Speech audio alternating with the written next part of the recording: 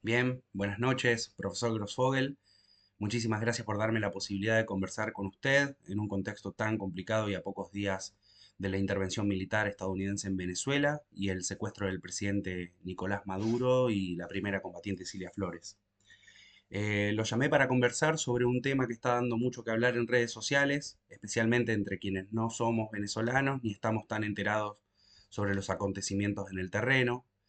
Se están viralizando algunas hipótesis que tienen que ver con la defensa de Venezuela y particularmente del presidente Nicolás Maduro. Si bien ya comienzan a haber declaraciones oficiales sobre las bajas sufridas por las Fuerzas Armadas Bolivarianas y cubanas y el anillo de seguridad del presidente, muchos están hablando de que hubieron negociaciones entre el gobierno bolivariano y la administración Trump. Otros sostienen que ha habido una traición al interior del partido y la revolución bolivariana. También se habla de infiltración por parte de la CIA y otros servicios de inteligencia. Y se plantea también lisa y llanamente, como otra hipótesis, la supremacía estratégico-militar de Estados Unidos frente al sistema defensivo y de seguridad venezolano. Entonces, bueno, hay muchísimo ruido en redes sociales y nada mejor que hablar con usted para que nos ayude a pensar qué pasó realmente en Venezuela la madrugada del 3 de enero del 2026. ¿Qué cree usted entonces que sucedió y qué le puede decir a la militancia, al partido y a las izquierdas antiimperialistas y descoloniales de toda América Latina y el Caribe y el sur global? Sí, muchas gracias, Diego, por la invitación a conversar contigo. Creo que esto es un momento muy importante en el que estamos, eh, porque, bueno, hay unos relatos que se están lanzando que yo los veo muy peligrosos. Eh, Hay varios relatos.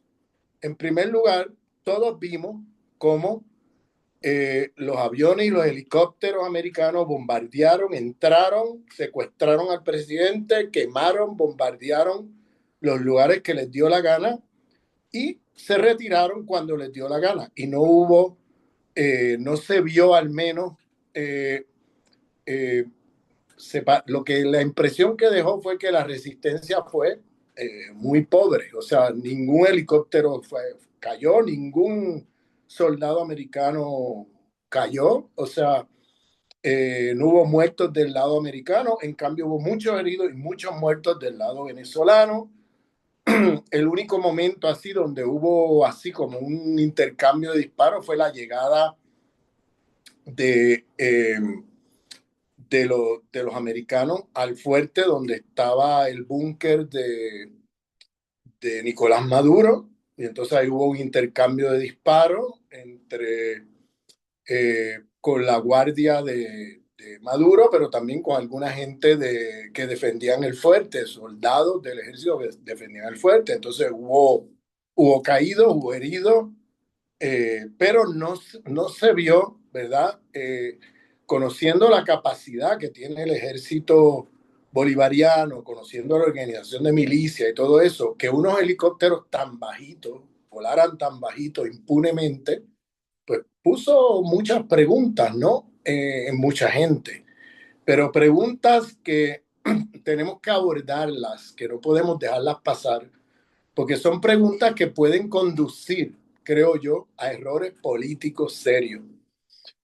Sobre todo en un momento como este, que Venezuela, el pueblo, el Partido de la Revolución, o el Partido Unido de Venezuela, el gobierno bolivariano, que es un movimiento heterogéneo de muchas, que tiene diversas perspectivas, diversas corrientes. Es el momento más importante para estar unidos. Entonces, los relatos van de decir cosas como que, por ejemplo, Nicolás Maduro pactó su arresto para evitar un derramamiento de sangre. Bueno, pues eso, la impresión que deja en mucha gente es que, bueno, que claudicó ante el imperio. Ese es uno de los relatos que circulan por ahí, que decidió más bien claudicar y entregarse antes de que hubiera un derramamiento de sangre. Yo no tengo la menor duda de que Nicolás Maduro es una persona de una integridad ética, moral, enorme, que lo menos que él quiere ver es derramamiento de sangre, y lo ha demostrado por años, como él ha evitado por años una guerra civil que han estado provocando y provocando y provocando desde la época de las guarimbas para acá. O sea, han habido montones de instancias y momentos donde el imperio ha intentado, usando sus agentes, eh, usando provocadores, usando paramilitares, algunos cruzando la frontera colombiana, algunos colombianos paramilitares cruzando la frontera, pero también venezolanos mismos que han sido reclutados en lo que se llaman las guarimbas, que son los grupos estos paramilitares que agreden a la gente, agreden, disparan, matan, hieren gente en las calles de manera indiscriminada. Entonces,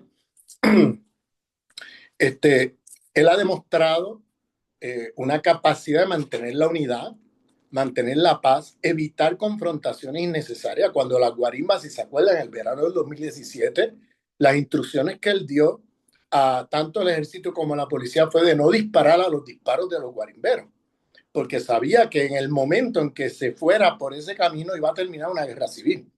Entonces, para evitar ese derramamiento de sangre, él le da una respuesta política a ese conflicto.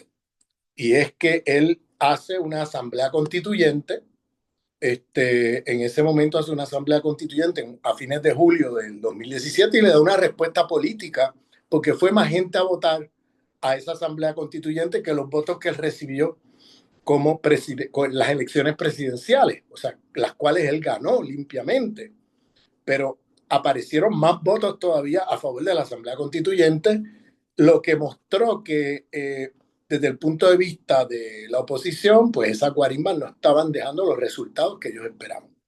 De manera que yo siempre digo, Nicolás Maduro se debió haber ganado el Premio Nobel de la Paz, evitó un derramamiento de sangre, evitó una guerra civil en Venezuela, porque él estaba muy consciente de que esto era una provocación del imperio precisamente para sucumbir en una guerra civil que destruya todo el proceso, ¿no?, de paz y revolucionario en Venezuela.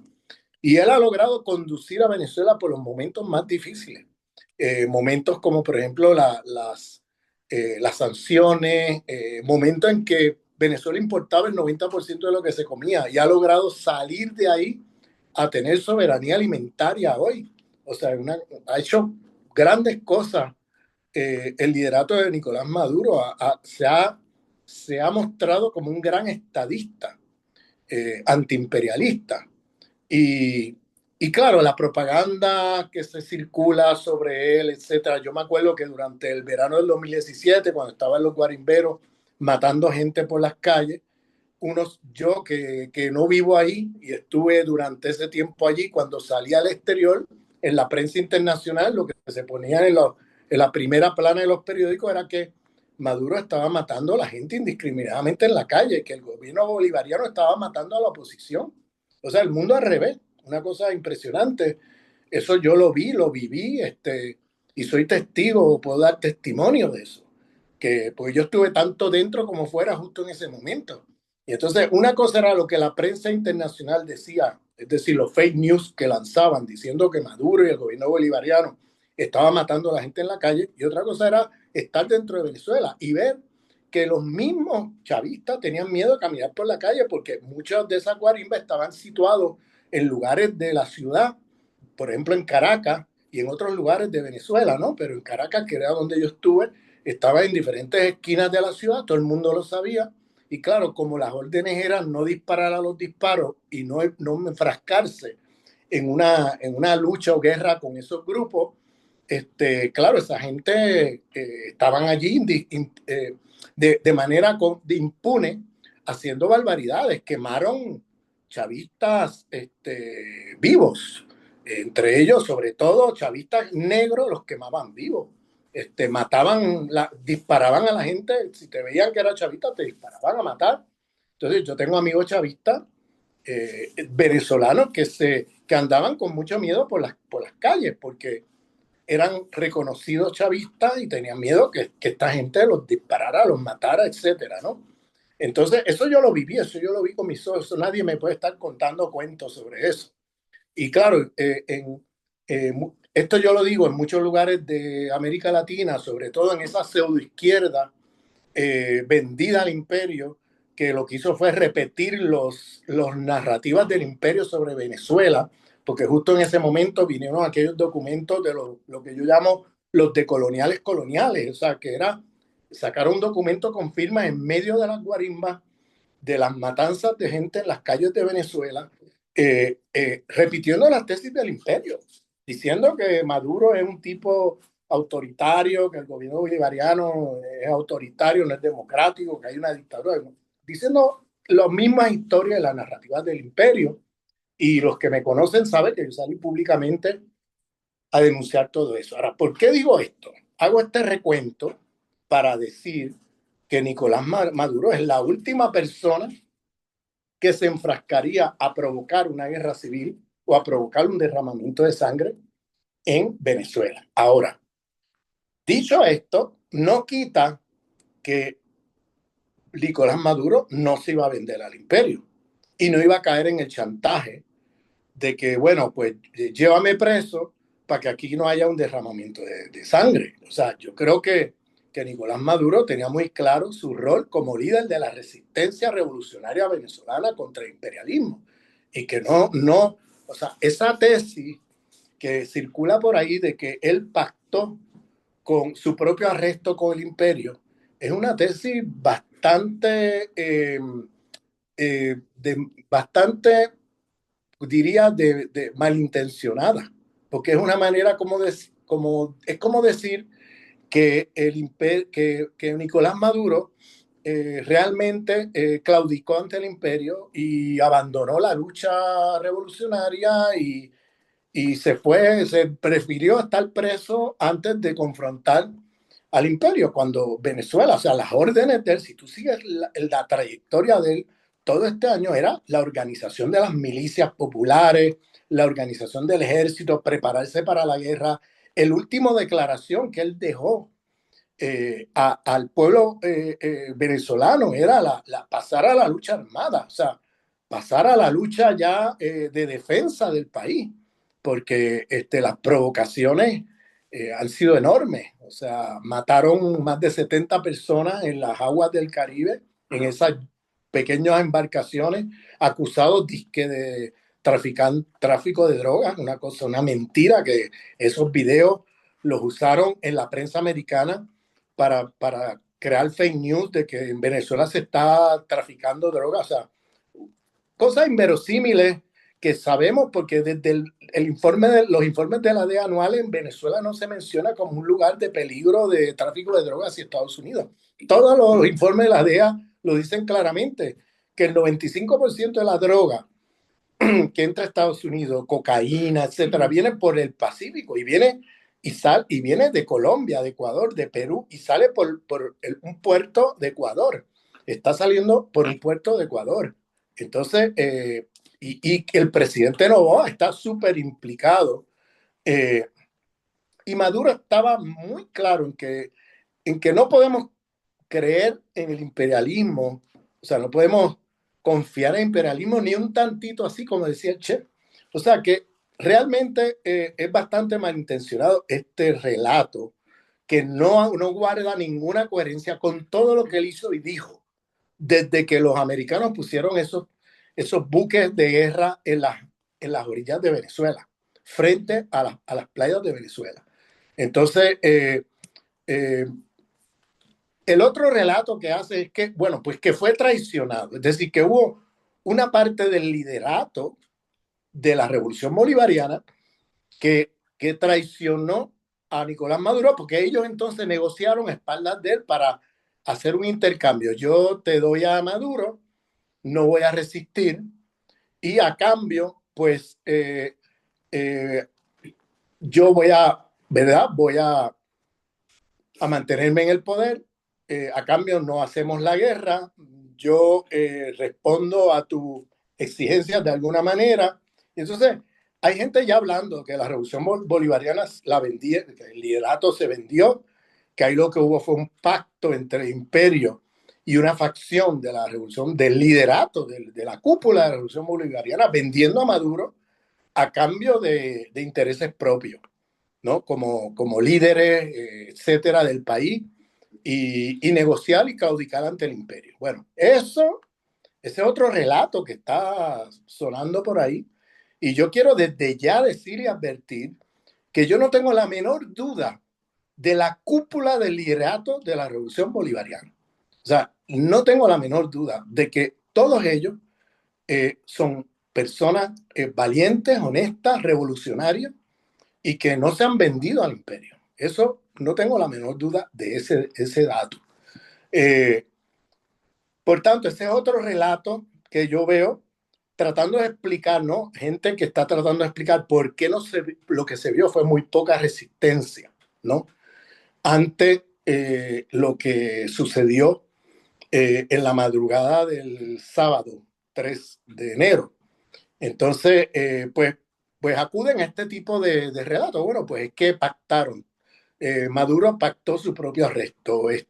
Una cúpula de liderato que decidió venderse al imperio y vender a Maduro. Y cosas por el estilo. Bien. Este tipo de relatos yo los veo bastante problemáticos, ya no solamente por lo malintencionado de lo que trasluce en ese tipo de acusaciones, sino que lo veo peligroso también, porque en este momento ponerse a hacer acusaciones de este tipo para entonces provocar desconfianza y una guerra fratricida al interior del liderato de la revolución bolivariana, es lo peor que se puede hacer. Eso es como hacerle el juego completamente a la CIA.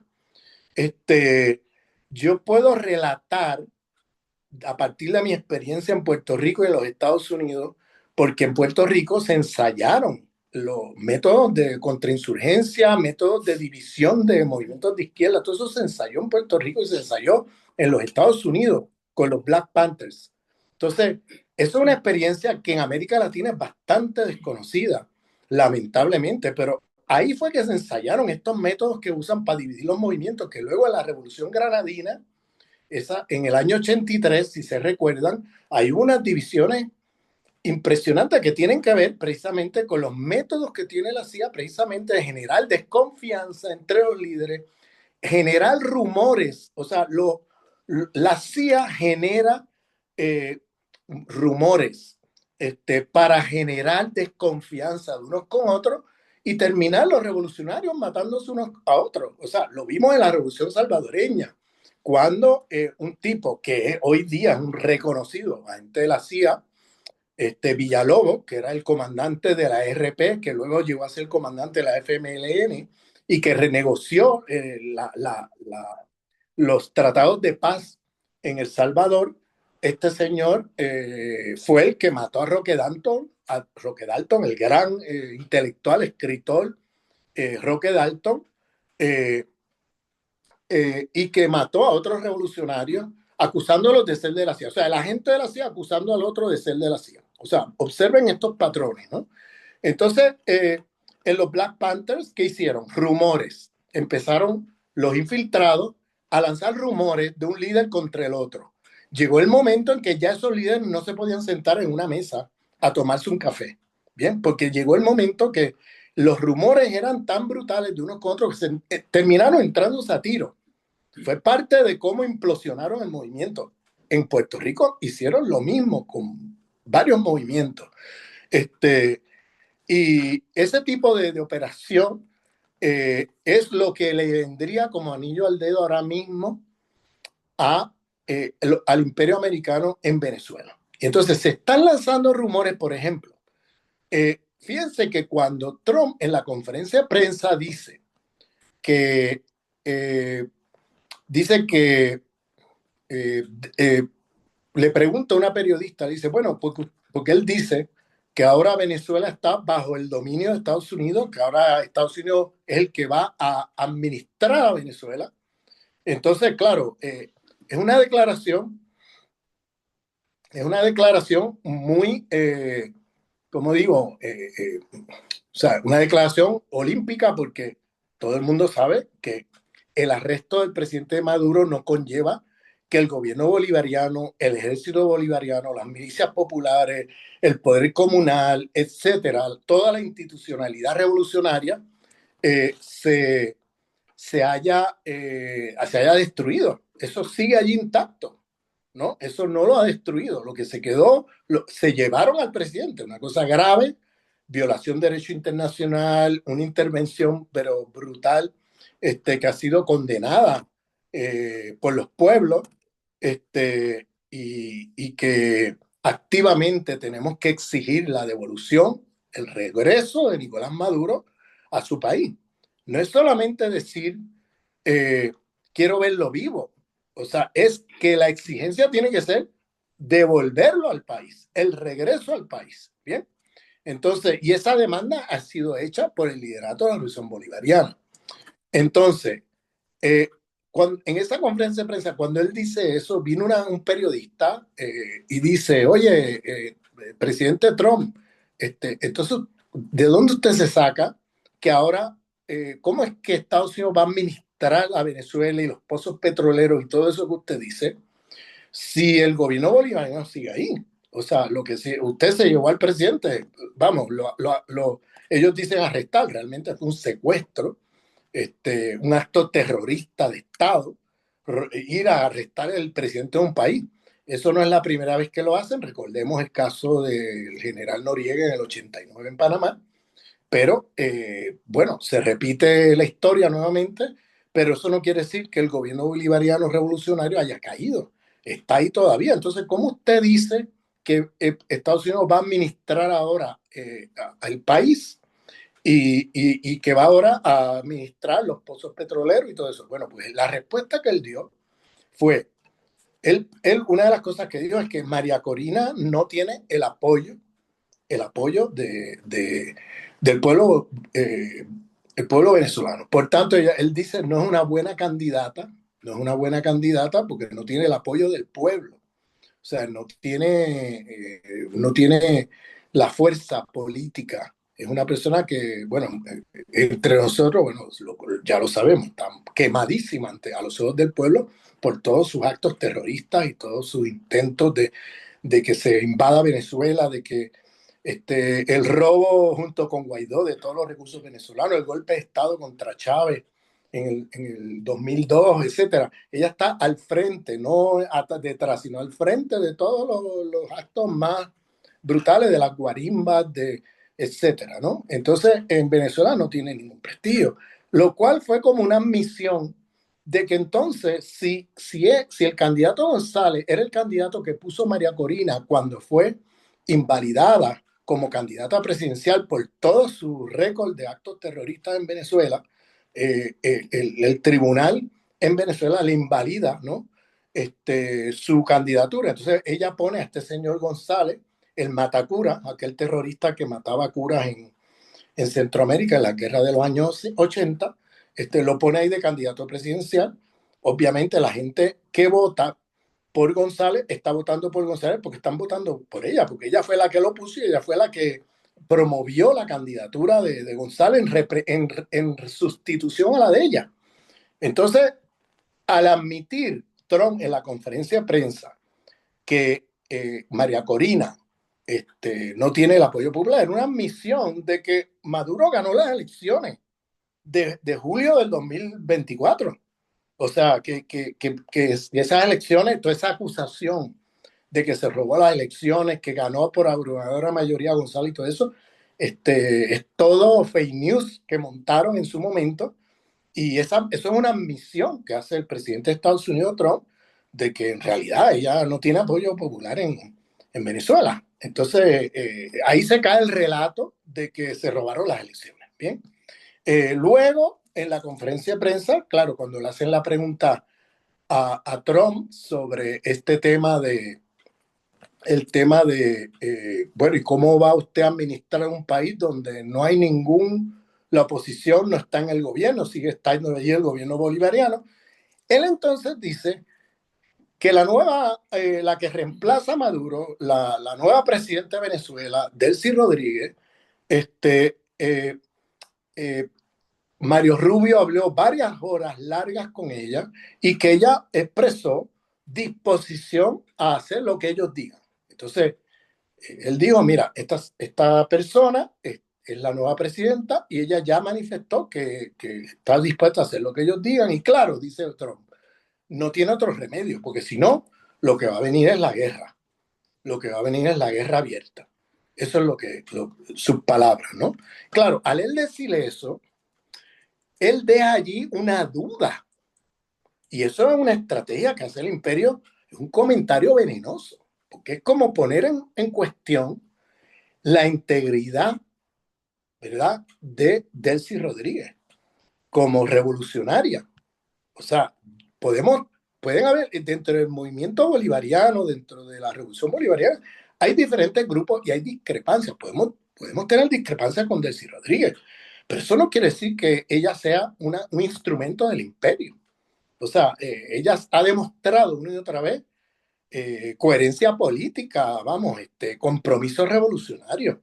Entonces, ha habido, y eso yo creo que es sabido, de que dentro del movimiento bolivariano hay diferentes grupos, diferentes intereses y que ha habido debates, ha habido conflictos, ha habido... Maduro ha sido un líder impresionante de mantener la unidad dentro de la heterogeneidad. Es la unidad con heterogeneidad, no la unidad monolítica, no la unidad donde no puede haber discrepancia, que es el tipo de monolitismo que practicó históricamente el marxismo, socialismo del siglo XX, stalinista, etc. Y esa es la unidad con heterogeneidad de la escuela de Hugo Chávez Frías. O sea, de ahí nace Nicolás Maduro. Y Nicolás Maduro, yo creo que ha demostrado que la decisión de Chávez de dejarlo como el heredero político del liderato bolivariano, yo creo que se demostró que Chávez tuvo razón en haberlo dejado, o sea, o haberlo nombrado como su sucesor. Porque Nicolás Maduro ha demostrado una y otra vez mucha sensatez, mucha coherencia, mucha calma, mucha paciencia política, mucha negociación en diferentes direcciones, incluyendo internamente dentro de la Revolución Bolivariana. O sea, ha tenido, vamos, se ha destacado como un estadista revolucionario antiimperialista. O sea, no podemos perder eso de vista, su compromiso con el proceso de comunal, impresionante. O sea, las comunas, el proceso comunal, que es el proceso de comunalizar el poder, comunalizar la economía, comunalizar la política, pues Nicolás Maduro ha estado al frente del apoyo a ese proceso. O sea, ha profundizado ese proceso. Entonces, cuando o sea, en muchos sentidos la comunalización ya en la extensión que tiene hoy es gracias al liderato de Maduro, porque el proyecto es el proyecto que Chávez lanza de comuna o nada, pero estaba en pañales en la época de Chávez ese proceso, estaba apenas estándose. Es con Maduro que ese proceso de comunalización crece y se hace un movimiento profundo nacional de poder popular, etcétera, ¿no? Entonces, eh, digo esto porque no podemos ahora, en medio de esta crisis, eh, asumir ahora estos discursos como que, bueno, pues esto que dijo Delcy, que es esto que dijo Trump de Delcy Rodríguez, es un comentario venenoso, que cualquiera puede venir y decir, que es lo que yo escucho ahora a mucha gente, pues decir que es que Delcy fue la que pactó vender a Maduro y entregar a Maduro y todo eso. Eso me parece, vamos, que eso es hacerle el juego a la CIA y al imperialismo, porque eso sería ese comentario venenoso de Trump. Yo no creo que sea accidental.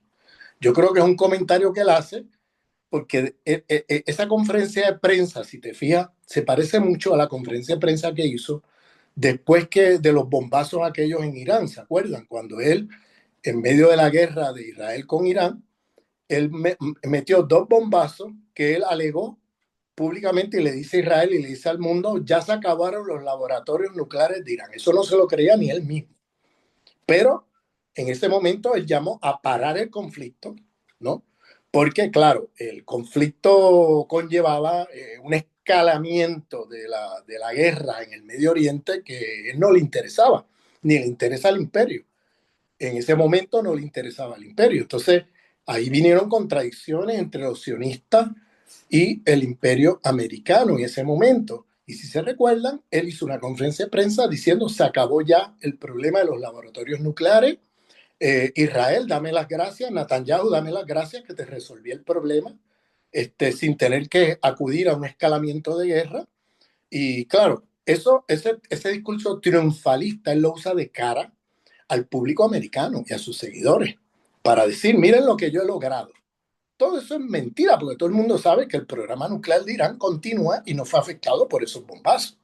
Pero de cara al público americano, entonces él acude a fake news, o sea, a decir que gracias a él y de cara domésticamente, de cara también a los sionistas, decir, no sigan ustedes provocando una guerra aquí, porque ya no tiene ninguna justificación, porque ya yo acabé con el programa de laboratorios nucleares de Irán. Vamos, ese era que no se lo cree nadie, no se lo creyó en aquel momento, ni los sionistas se creyeron eso, porque si se recuerda la reacción tanto de Netanyahu como del general del ejército israelí en ese momento fue decir, no, no, no, no, no, aquí esto no se ha acabado, esto no se ha acabado, esto sigue. Entonces están preparando la guerra otra vez contra Irán y eso viene ahora este año. Y de eso voy a hablar en un ratito. Pero esta conferencia de prensa parece muy parecida, donde él le vende al público americano, miren, miren el trofeo que tengo. He arrestado a Maduro y vino con todos los fake news que ya conocemos, de que Maduro es un narcotraficante, que aquello, que lo otro, todas estas mentiras. Y claro, con el concepto narcoterrorismo, que vengo diciendo hace tiempo, que hay que prestarle atención a esos conceptos, porque en el momento que tú tengas una persona ante un tribunal de Estados Unidos acusado de narcoterrorismo, se aplican todas las leyes antiterroristas que se aprobaron en el año 2001, cuando los atentados terroristas en Estados Unidos en septiembre 11. Que bueno, que eso es un debate, ¿no? Es un debate porque esos son atentados que yo podría estar aquí 2 horas hablando de ese tema. No me quiero meter ahí porque eso ya es larguísimo, pero hay que poner en cuestión eso de que eso fue un ataque que vino de afuera y todo eso. Bueno, no me voy a meter ahí. Pero lo que intenta hacer con esta conferencia de prensa es decirle al pueblo americano, mira, ya arresté, ya acabamos con. Dice que habla de unas drogas con las cuales que Maduro como jefe del cartel de los soles, ese invento que hacen, traficaba con unas drogas que en Estados Unidos son epidémicas, donde la gente termina muerta por la adicción a estas drogas, que son unas pastillas que venden, que ahora se me escapa el nombre, pero si mal no me recuerdo, creo que se llama fentanilo creo que se llama, estas pastillas. Entonces, fíjate que los cargos que le ponen a Maduro en ningún momento lo acusan de tráfico de fentanilo, en ningún momento. O sea, lo están acusando de tráfico de otras cosas, heroína, de uso de armas, de una serie de inventos que se hacen, pero en ningún momento menciona el fentanilo. Y fíjate que eso fue uno de los puntos centrales que él pone en la conferencia de prensa, por lo cual él cree que Maduro le ha hecho daño al pueblo americano y no sé qué más. Y sin embargo, eso no hay acusación de eso en el tribunal. Entonces, eh, eh, él hacer esta conferencia de prensa haciendo un discurso triunfalista. Ya acabamos con, tenemos bajo control la economía y el petróleo de Venezuela y ahí se saca la máscara porque ahí se ve cuál era el interés de todo, que no tiene que ver nada con drogas, sino con el petróleo venezolano, que fue de lo que más habló en la conferencia de prensa. Se dedicó a hablar del petróleo, el petróleo, toda la riqueza de petróleo y todo eso, que es lo que está detrás de todo. Eso lo saben hasta ellos mismos. Pero hace un discurso triunfalista como hizo después de los bombazos de Irán, diciendo, pues ya se acabó la revolución bolivariana, está ahora Venezuela bajo control, como si fuera un protectorado colonial de Estados Unidos, y tenemos una líder si bien María Corina no la apoyo porque no tiene apoyo, no tiene, realmente está no uso estas palabras, pero fue lo que quiso decir, no tiene apoyo popular del pueblo y claro, no es una persona con la que podamos contar, lo hizo así, la descartó como líder política, y entonces el discurso que él va a movilizar es decir o sea, que bueno, que, eh, que Desi Rodríguez ha dicho que está completamente abierta a negociar lo que sea, a aceptar los términos de Estados Unidos, eh, y, y con eso lo que hace es, o sea, si María Corina está quemada ante el pueblo de Venezuela, Delcy es una líder en Venezuela que tiene prestigio y reconocimiento en Venezuela, pero ella ya manifestó que va a estar al servicio de lo que nosotros le digamos, como si ella se hubiera vendido. Vuelvo y repito, es un comentario parecido, lo que él hizo en esa conferencia es un comentario venenoso que si nosotros empezamos a tomarnos las palabras de Trump como verdaderas, termina la revolución bolivariana como terminó la de Granada, matándose unos a otros. O sea, acusándose unos a otros de la CIA y matándose unos a otros. O sea, esto no va a llevar lejos. Entonces, las palabras de Trump son las últimas que debemos estar usando para acusar a nadie. Bien, y aclaro eso porque me parece irresponsable de alguna gente por ahí que están lanzando rumores de este tipo y señalando el dedo primero hacia Nicolás, que él fue el que negoció su autoarresto, ¿no? Y luego hacia Delcy, otros que dicen, no, no, no fue Nicolás, a Nicolás lo sacrificó una facción del alto liderato y señalan a Delcy. Entonces, como bien dijo Diosdado Cabello, lo escuché hace unas horas, es que no podemos hacernos eco de ese tipo de rumores, rumores que el mismo imperio construye para precisamente generar entonces las divisiones que ellos necesitan para acabar con la revolución bolivariana. Miren lo que pasó en Bolivia. En Bolivia, ese proceso implosionó.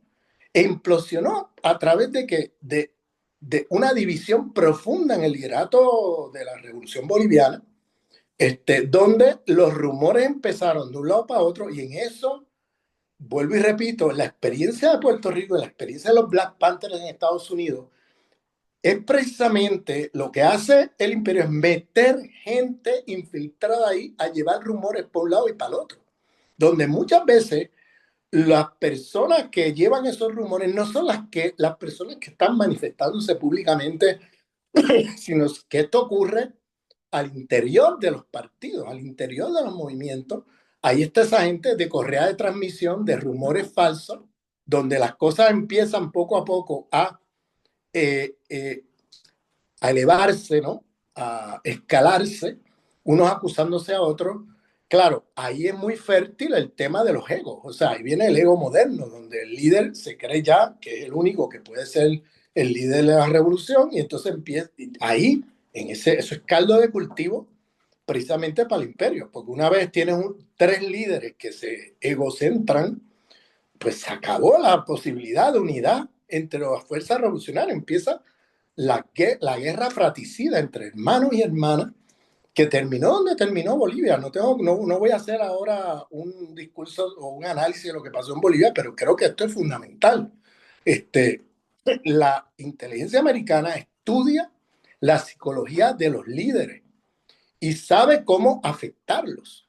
Y entonces, a través de rumores, comienzan a lanzar cosas de un lado a otro y llega el momento que ya los líderes no se pueden sentar en una mesa ni siquiera a tomarse un café juntos, porque empieza ya una guerra donde ya no hay vuelta atrás. Los insultos, las mentiras, las manipulaciones, y ya la cosa se sale de control y termina donde terminó, en un lugar como Bolivia. También la Revolución Granadina es otra experiencia de ese tipo de división. Y lo menos que necesitamos en este momento es ese tipo de divisiones, llevando rumores creados por el mismo Trump, por la misma CIA, sobre la cúpula del liderato bolivariano. Entonces, yo quiero dar otra narrativa en este momento diferente a la que estamos viendo ahí.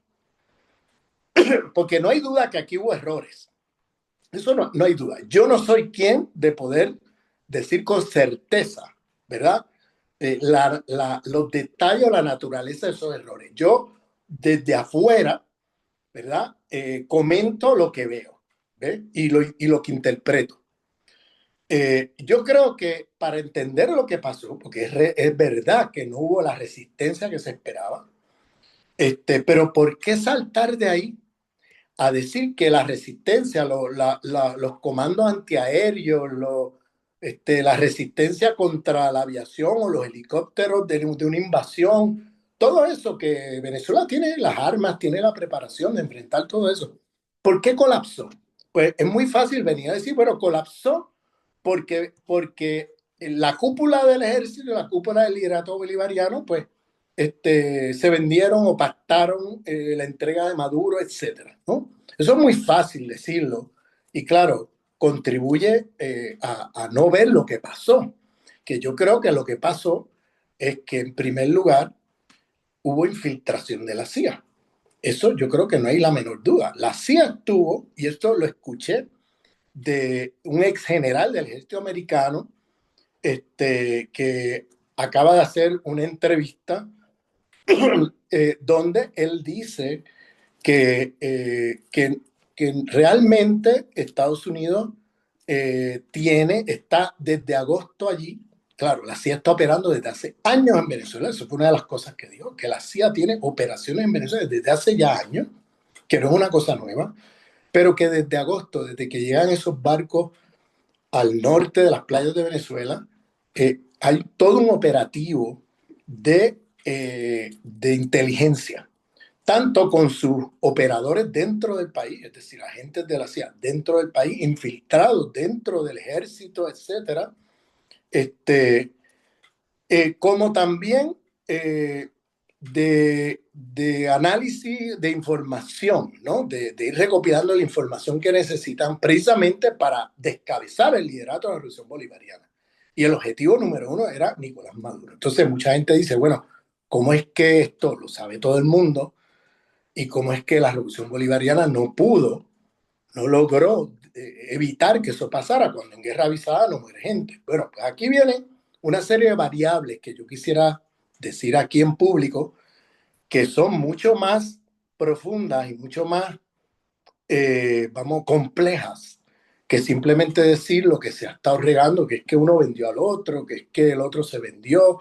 Es mucho más profundo. Mira, en primer lugar, yo quisiera decir eh, eh, que por primera vez la CIA tiene inteligencia artificial para sus operativos. Y eso los potencia como nunca. O sea, la, la, la CIA tiene, usó en este proceso eh, inteligencia artificial, que no necesita, ¿verdad? Los infiltrados de la CIA le dan la información que necesitan para ellos a través de nuevos programas y nuevos métodos de inteligencia artificial. Ellos ahora tienen la capacidad de poder, de predicción, de anticipación, de poder, con un lujo de detalle, reconstruir los escenarios, por dónde va Maduro, por dónde va el otro, y poderlo hasta predecir dónde están, o sea, poder, eso son cosas difíciles de explicar porque estamos hablando de tecnología de avanzada a nivel de inteligencia artificial que requeriría de toda una discusión científica para entenderla, ¿ves? Y que yo creo que eso se subestimó por parte de la estrategia de defensa de, del ejército bolivariano y la revolución bolivariana. Me explico. En primer lugar, eh, desmovilizaron los radares, desmovilizaron las armas antiaéreas, desmovilizaron la capacidad de la Fuerza Aérea Bolivariana de responder a la entrada de estos aviones y helicópteros a territorio venezolano. Es decir, primero, cortaron la electricidad de todo Caracas, hubo un apagón. Segundo, lograron esta manipulación de cortar la electricidad, de hacer sabotaje a través de medios electrónicos. Eso viene desde hace rato pasando en Venezuela. Esto no es nuevo. Y esto yo no estoy dando ninguna noticia para los que conocen los sabotajes del imperio en Venezuela. No le estoy dando ninguna noticia nueva, ¿no? Esto es requete conocido, lo que estoy aquí diciendo. Es muy conocido esto. Entonces,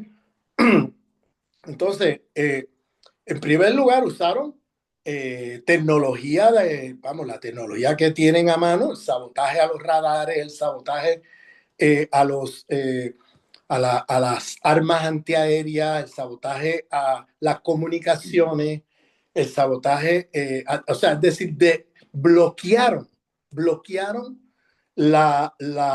el uso de las armas antiaéreas, bloquearon las comunicaciones, bloquearon los radares, bloquearon un montón de cosas fundamentales. Eso, pues, es algo de esperarse. Y aquí hablo en voz alta, yo no tengo los detalles de nada de eso, simplemente estoy aquí tratando de brindar una narrativa alternativa a la que se está lanzando, que me parece muy peligrosa.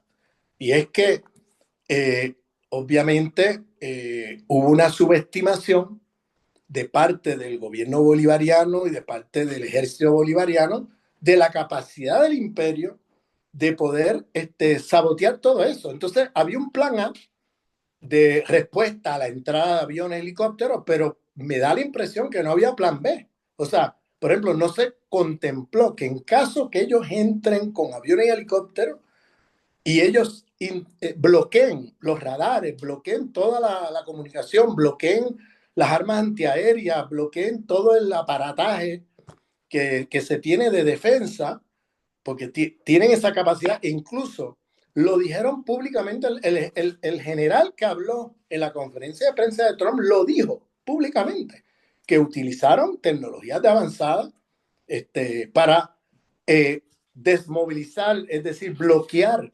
las comunicaciones, las armas antiaéreas, los radares, todo eso. Entonces, eso tiene mucho que ver con el hecho, con por qué no vimos una respuesta más fuerte de resistencia.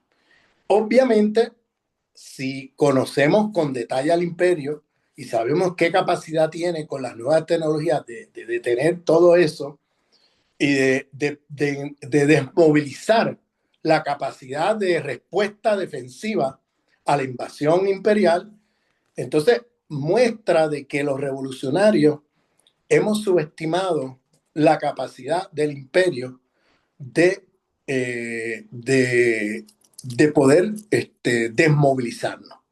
Entonces, me parece obvio que hubo un problema de no tener un plan B, un plan C. Por ejemplo, en una situación así, bueno, ¿y qué pasa si el imperio nos interrumpe la electricidad en medio de invasión? ¿Y qué pasa si el imperio nos interrumpe, los bloquea los radares? ¿Y qué pasa si el imperio nos bloquea las comunicaciones? ¿Y qué pasa si el imperio nos bloquea la fuerza aérea?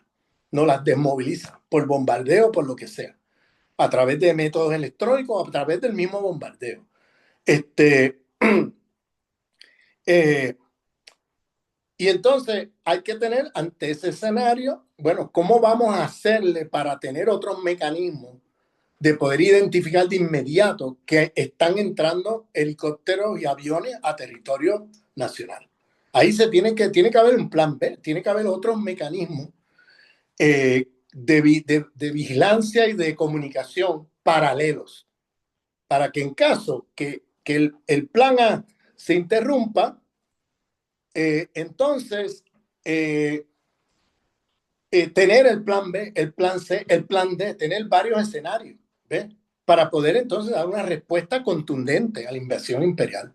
Entonces, ahí lo que yo vi, ¿verdad? Es más que de que, o sea, este relato de que es que Maduro negoció, porque no puede ser que no haya habido una respuesta de resistencia más fuerte de la que hubo.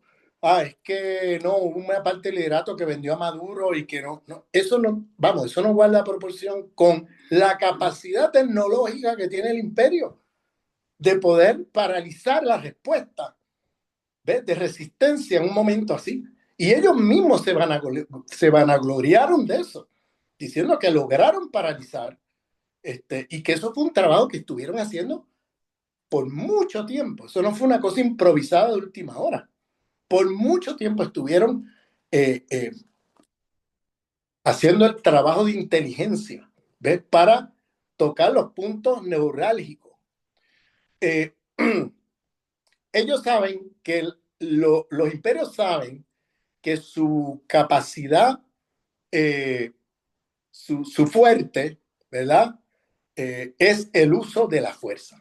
E invierten mucho en eso. Tienen un dineral invertido en eso, en capacidad tecnológica, etcétera. Miren, y hay un artículo que yo quiero leerles aquí una frase, es un artículo muy interesante, porque es un artículo eh, que precisamente viene de un intento de entender eh, este tipo de tecnologías usadas en el caso de Venezuela, en esto que pasó ahora. Es un artículo, o sea, un comentario que yo vi en el internet,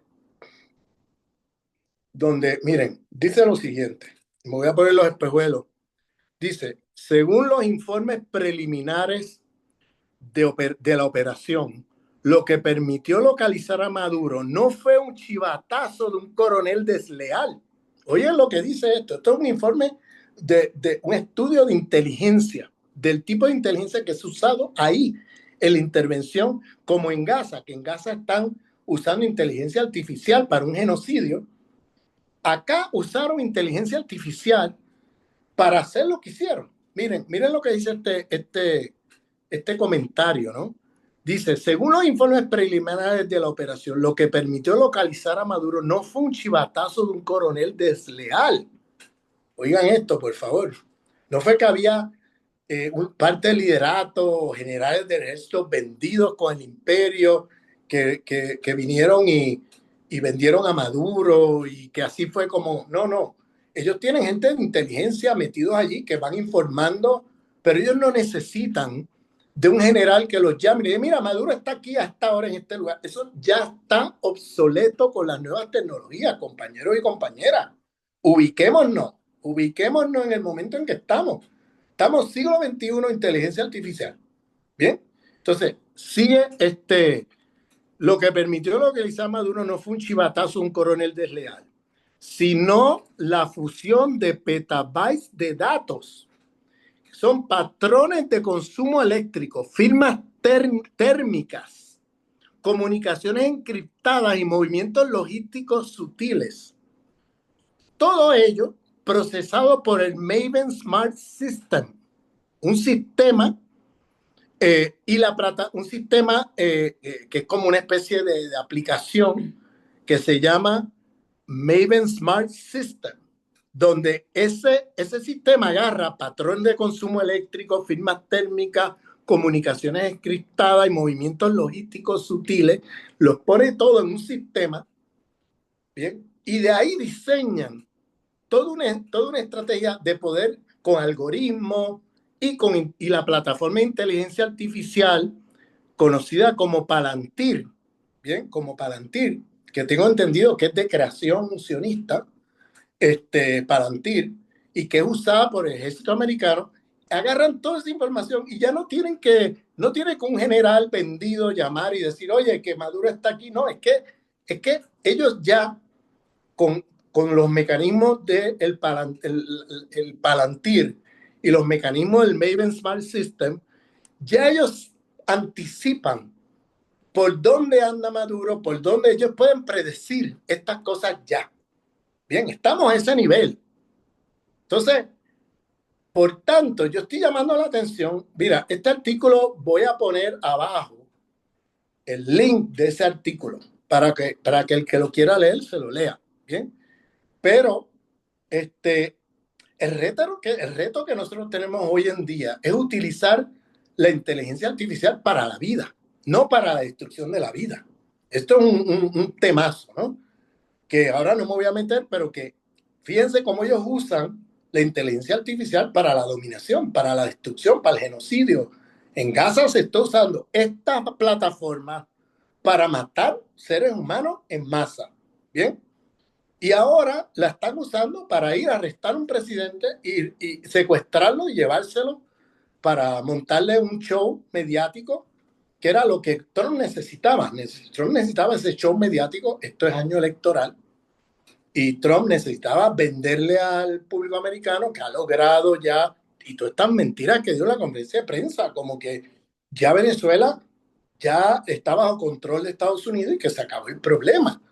Entonces, realmente es, como dice en inglés, wishful thinking, pero ese tipo de relato, la mayoría de los americanos se lo creen. Se creen estos discursos triunfalistas de fake news de Trump sobre Irán, se lo creyeron y se lo creen ahora con esto. Pero eso es para consumo dentro de Estados Unidos. Fuera de Estados Unidos, todo el mundo sabe que esto que le está diciendo no hace ningún sentido, porque el gobierno bolivariano, el ejército bolivariano, las comunas, todo el proceso revolucionario en Venezuela sigue en pie. Entonces, por tanto, el gobierno bolivariano está ahí y la revolución bolivariana está ahí. Eso no ha caído, eso sigue ahí. Y entonces lo que tenemos que hacer es profundizar ese proceso. Obviamente hay que hacer una campaña para que devuelvan a Maduro y su compañera, Cilia, y que esa campaña, eso hay que hacer un trabajo de quizás de canje, quizás de, no sé, esas son estrategias que serán diseñadas por los revolucionarios venezolanos, pero yo creo que tenemos que salirnos de la ingenuidad de pensar que estamos en el siglo XXI con todas estas plataformas digitales, ahora explicarnos lo que pasó en Venezuela, porque allí se pactó, este, que Maduro pactó su propia entrega, o que una parte del liderato bolivariano pues se vendió al imperio, o que Delcy Rodríguez como vicepresidenta se vendió al imperio. O sea, este tipo de explicaciones facilonas muestran la falta de entendimiento de lo que es el imperialismo hoy y lo que son las nuevas tecnologías. Y por tanto, mira, desde fuera, en vez de estar regando estos rumores falsos, producto de ignorancia sobre lo que son los nuevos métodos que tiene el imperio para, para poder hacer lo que hace, que ya no necesita del general Chivato, como bien dice este artículo, que es un artículo sobre estas nuevas tecnologías, el uso de estas nuevas tecnologías en lo que pasó en Venezuela el 3 de enero. Bien, ese artículo está dedicado a eso y está mostrando cómo no necesitan, como dice ahí, de un chivatazo de un general, un coronel del ejército desleal para poder hacer lo que hicieron, sino que tienen toda la inteligencia montada, las nuevas tecnologías de inteligencia artificial para lograr lo mismo sin necesidad de chivatazo. Entonces, no podemos dar crédito a las cosas que dice el imperio, a los relatos del imperio. O sea, desde los que estemos fuera de Venezuela, no podemos estar regando estos rumores, porque eso lo único que hace es contribuir precisamente a lo que la CIA quiere lograr hoy. Lo que quiere la CIA y lo que quiere el imperio ahora es que, después de lo que pasó, pues que los revolucionarios, el liderato revolucionario bolivariano, pues que se entren a tiro, acusándose unos a otros de quién se vendió y quién no se vendió. O sea, eso es lo último que necesitamos. Entonces, si damos crédito al imperio, nos volvemos francotiradores de la revolución bolivariana. Eso es lo que va a pasar. Nos volvemos francotiradores. Porque lo que vamos a hacer entonces es hacerle implosionar. Bien, en lugar de ponernos en solidaridad y al servicio de esa revolución, lo que vamos a estar es regando rumores, lanzando bulas, para que entonces señalar con el dedo a uno contra el otro y todo ese tipo de relato que no sirve para nada. Entonces, para mí es una combinación, lo que ocurrió, en resumen para mí, es una combinación entre infiltración de la CIA, que no hay dudas de eso, y eso tenemos que tenerlo claro, pero esa infiltración yo la veo en diferentes niveles, no lo veo como que es que una parte de la cúpula del liderato son de la CIA y se vendieron, yo lo veo más en otros niveles de la estructura del ejército, del Estado, etcétera, del partido, etcétera, que son diferentes niveles. Tú no necesitas ya de tener un general de tu lado, o sea, el imperio ya no necesita eso, ni necesita tampoco tener gente del liderato de su lado para hacer estas cosas, porque ya no necesitan de eso con las nuevas tecnologías. Lo que necesitan es gente que desde abajo, operadores de la CIA, le vayan diciendo, dándole datos, necesitan datos para meterlo en estos sistemas de inteligencia artificial que le van a dar todo lo que necesitan para saber y predecir entre algoritmos e inteligencia artificial los movimientos de Maduro. ¿Saben hasta qué estaba comiéndose Maduro? Imagínense ustedes. Sabían hasta eso, qué comía.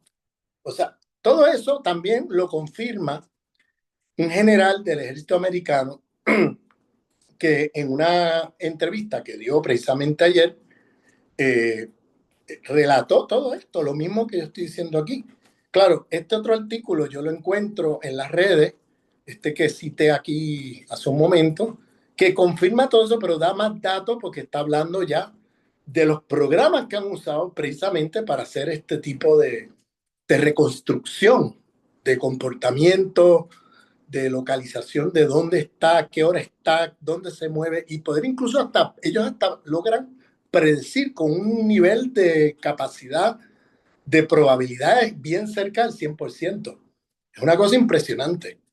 Entonces, estamos en el imperialismo de la inteligencia artificial del siglo XXI.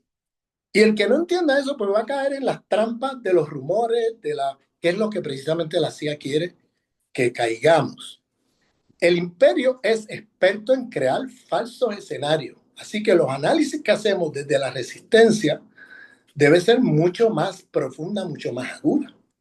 Entonces, entender qué es lo que se está jugando aquí. ¿Ve? Y entonces, yo creo que los errores fueron una combinación de infiltración de la CIA, eh, subestimación del enemigo por parte de la Revolución Bolivariana. Obviamente hubo infiltración, pero hubo infiltración en lo que se dice en inglés gathering of information, o sea, el recogido de información. Ahí vienen los agentes de la CIA. Pero ya no necesitan, vuelvo y repito, ya no necesitan del líder o el general que llama y dice está aquí a tal hora. O sea, ya no necesitan eso. Ellos ya tienen la capacidad de no solamente detener la, las armas defensivas que pueda tener Venezuela frente a una invasión como la que hubo con helicópteros y aviones, tienen la capacidad de detener, de interrumpir la electricidad, interrumpir los radares, interrumpir todo lo que tiene, o sea, desmovilizar al ejército en su defensa frente al imperio, sino que también tienen la capacidad de predecir con un nivel de accuracy, se dice en inglés, un nivel de precisión cercano al 100% de dónde está Maduro, a qué hora está, cuál es su comportamiento. Y eso lo vienen, esos barcos que estaban ahí frente a las playas de Venezuela durante todos esos meses, eso era lo que hacían. Siempre se decía, esos barcos están ahí para amenazar. No, esos barcos estaban ahí para recoger toda la información que necesitaban para hacer lo que hicieron. Y eso lo dijeron varias veces, que Maduro que se cuide porque parte del operativo es precisamente, lo dijeron públicamente varias veces. O sea, no era como que estaban, vamos, se están sacando algo a último minuto, es que ya se sabía. Era ya como sentido común público que iban tras la cabeza de Maduro. Y Trump incluso dijo que de no ser porque arrestan a Maduro, que lo detienen, porque dice él que lo detienen cerrando una puerta de ese búnker, ¿no? Que era un búnker donde era metal en las paredes y la puerta. De él haber cerrado esa puerta, lo más seguro que lo mataban. Eso lo dijo en la conferencia de prensa, porque hubieran metido un bombazo. Dice que en menos de un minuto hubieran tumbado esa pared con un misil y al otro lado el que estuviera moría. O sea, que ellos mismos admiten eso, o sea, que iban o lo arrestaban o lo mataban, una de dos.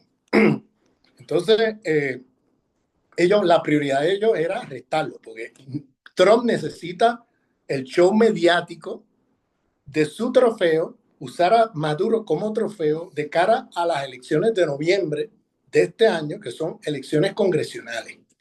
Y él tiene que mantener la mayoría de su mayoría republicana en el Senado y en el Congreso. Y ahora mismo tiene todas las de perder. Y entonces esto fue como un show mediático que él hizo en la conferencia de prensa diciendo un montón de mentiras y fake news como si ya Venezuela hubiera sucumbido y que ya desapareció la revolución bolivariana y que ya se vendieron y todo esto, que Delcy Rodríguez ya se vendió, que va a hacer lo que él diga, o sea, todas estas mentiras que habrá alguna gente malintencionada o ingenua, pues está repitiendo.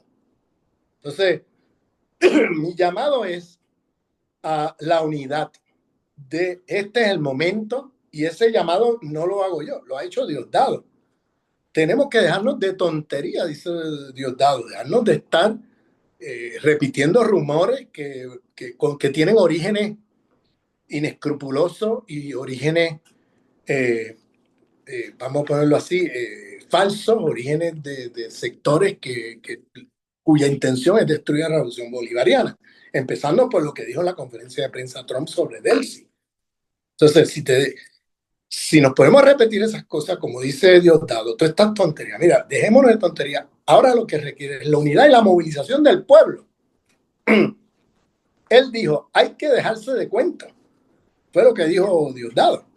Hay que dejar cuando él dice, se refiere a todos estos rumores que se están ahora levantando contra el liderato de la revolución bolivariana y esperando que unos empiecen a disparar contra el otro. Es lo que está diciendo Diosdado. O sea, atención, cuidado, cuidado. Y dice que ahí ahora están en unidad todos con reconocer que el presidente sigue siendo Nicolás Maduro. Y dijo, y cuidado, o sea, el tema aquí es atención Bolivia. O sea, Bolivia es el mejor ejemplo de lo que puede pasar si esos rumores empiezan a correr por ahí. La gente creérselo, e incluso gente del propio liderato empezar a creérselo y empezar a dividirse de esa manera, entonces no vamos para ningún sitio, ¿sabes? Terminamos como termina Bolivia, implosionando. Y miren quién llegó en Bolivia, la derecha. Y llegaron prometiendo cosas que ya empezaron a no cumplir, ¿no? Ahora están los recortes neoliberales que prometieron no hacerlo. Lo hicieron ya a la semana de estar en la silla, el presidente Paz. Ya van el tema del litio, el tema de la represión, o sea, van a reprimir. O sea, estamos en un momento de crisis en Bolivia brutal. ¿Producto de qué? Producto de este tipo de operativo divisionista y de acusaciones falsas de unos contra otros que terminó donde terminó. Y eso es un clásico de manual de la CIA. ¿Bien? Y hoy día los líderes de Bolivia o están en la cárcel o con órdenes de arresto. ¿Bien? Una de dos. Hoy día, los líderes históricos de Bolivia. Miren a dónde llegó todo ese divisionismo que contribuyó a eso, el ego moderno, el egocentrismo de los líderes, claro que sí, claro que contribuyó. Muestra que la descolonización de la subjetividad no fue profunda en Bolivia, sino que se quedó en la superficie. Se hablaba mucho de descolonización y nunca se profundizó en la descolonización, empezando por descolonizar nuestra subjetividad, nuestros egos, nuestras actitudes. Y entonces, Yo creo que hay que, obviamente, la Revolución Bolivariana tiene que hacer una investigación de dónde fue que colapsó el sistema, qué pasó, todo eso. Y dónde es que estaban quizás los informantes que usaron en un principio la CIA dentro de Venezuela. Toda esa investigación la van a tener que hacer. Pero no podemos perder de vista las nuevas tecnologías donde el imperio, vamos, tiene capacidad ya, una vez tiene la información necesaria, ya pueden reconstruir con los algoritmos, inteligencia artificial y una combinación de estas plataformas que mencioné aquí, la poder predecir y poder decir con un nivel de certeza de cerca de 100% los comportamientos de los líderes, por dónde caminan, a qué hora caminan, dónde van, dónde viven, dónde, o sea, todo el operativo del modus vivendi del día a día de los líderes. Y obviamente Maduro estuvo por meses. Tienen también sistemas satelitales con los cuales también pueden ver por dónde tú caminas. O sea, te pueden localizar de los sistemas de los satélites. Entonces, eso son cosas que tenemos que como que ponernos al día con las nuevas tecnologías y según ellas la usan para agredir pueblos, tenemos que usarlas también para defendernos. Y tenemos que también saber qué tipo de capacidad tiene el imperio a la hora de intervenir para entonces nosotros poder en ese momento tener, no depender de un plan A solamente, sino que hay que tener plan B. Si colapsan todos estos sistemas A, B, C, D, F, entonces el plan A colapsa. Entonces, ¿qué plan B vamos a tener? ¿Qué plan C vamos a tener ante esos escenarios? ¿Ves? Y entonces estar preparado para que no te tome de sorpresa una intervención como la que hubo. Este llamado a la unidad de Diosdado es un signo de profunda madurez política. Demuestra que Venezuela está en la vanguardia de los procesos revolucionarios. Venezuela nos sigue dando lecciones políticas al resto del mundo. Y mi invitación es a que acompañemos esa revolución, a que sigamos ahí apoyándola, pero sin ingenuidades y sin caer en la trampa de estos rumores que muestran un desconocimiento impresionante y una subestimación de la inteligencia artificial del imperio. Bien, profesor, ha sido muy claro. Ha quedado una tesis explicativa de este escenario que me gustaría planteársela para ver cómo la piensa, y tiene que ver con que ha habido una especie de reparto entre las grandes superpotencias de las zonas o áreas de influencia. Por un lado, Rusia tendría el camino libre para quedarse con Ucrania, China, por su lado, con la cuestión Taiwán, y Estados Unidos entonces tendría el camino libre para quedarse con Venezuela. ¿Qué opina usted acerca de este reparto estratégico? Si es factible pensarlo así o si directamente fue una acción unilateral por parte de los Estados Unidos para reivindicar su posición imperial en el hemisferio. Mira, no ha habido un tratado de Yalta entre Rusia, China y los Estados Unidos. Eso no ha pasado. Bien, ¿se acuerdan el tratado de Yalta entre Inglaterra, Estados Unidos y la Unión Soviética? Ahí se dividieron el mundo en esferas de influencia. Agarraron un mapa, esto es tuyo, esto es mío, esto es tuyo, esto es mío. Bien, como el reparto que hubo en la década de 1880 en Berlín sobre África, que todos los imperios occidentales se reunieron, agarraron, hicieron una torta, un bizcocho, así con el mapa de África, y agarraron un cuchillo y empezaron a dividirse el pastel. Era una cosa simbólica, pero brutal, porque ese pastel que se comían ahí dividían en fronteras, seguían la frontera, esto es tuyo, esto es mío, era no solamente un pastel que se comieron, sino que era literal. O sea, era un pastel representativo del mapa de África, donde ahí se estaban con un cuchillo partiéndose los pedazos del pastel entre los países imperialistas. Entonces, eso no ha ocurrido entre China, Rusia y los Estados Unidos hasta el momento. Lo que pasa es que Estados Unidos pragmáticamente ha perdido las guerras comerciales en África y China. Entonces, no le queda otra para sobrevivir como imperio que meterle una ofensiva a América Latina. Entonces ya esa ofensiva empezó hace rato. Yo lo dije hace unos años atrás. Yo decía, mira, viene una escalada imperial hacia América Latina. Y ya la hemos visto en los últimos años, golpes de Estado, el ascenso del fascismo, la caída de gobiernos progresistas o con cierto sentido de soberanía aquí y allá, o sea, aunque fuera mínima. Pero el imperialismo quiere todo. El imperialismo no es que quiere que un país tenga un mínimo de soberanía, no, lo quiere todo.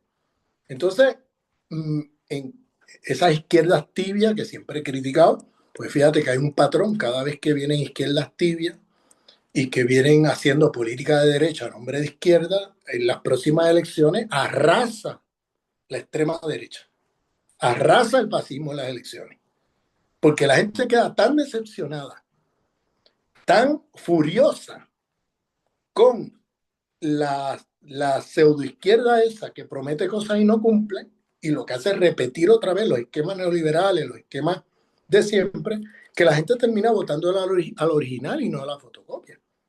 Entonces, terminan votándole a los demagogos de turno y a la extrema derecha.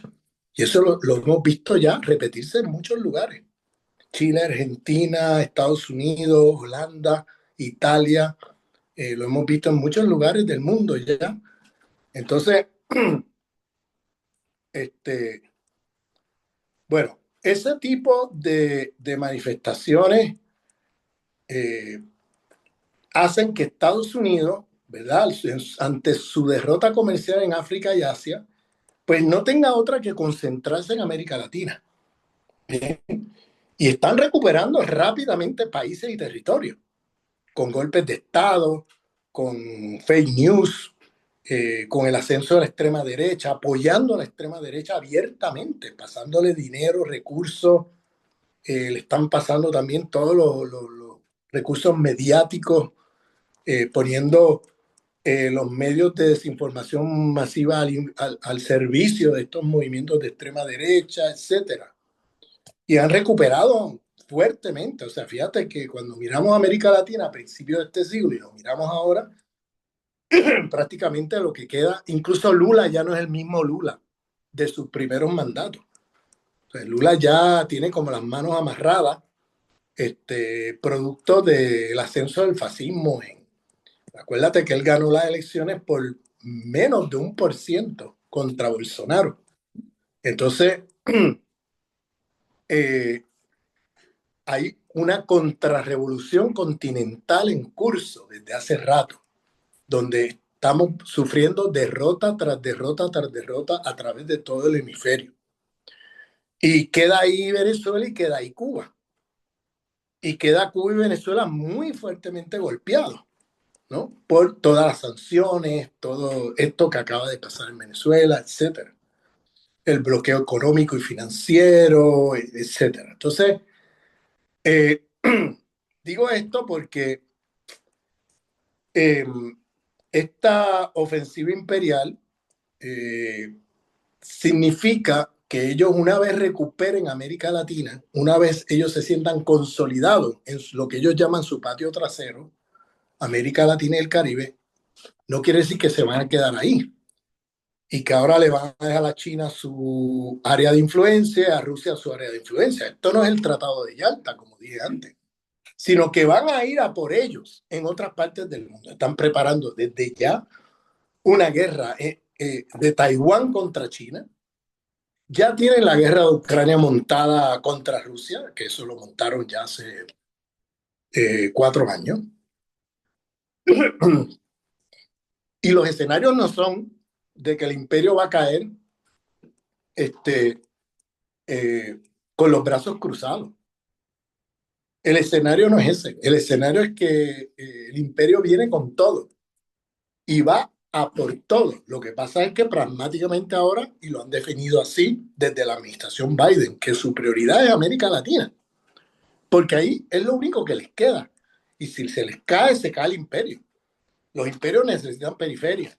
Y se han perdido las periferias en África y Asia, ¿qué les queda? Les queda América Latina. Entonces, una vez recuperen ahí, yo los veo volviendo a la carga De hecho, no creo que van a esperar a recuperar toda América Latina para volver a la carga. Ya están a la carga contra Rusia en Ucrania y ya están a la carga contra China en Taiwán.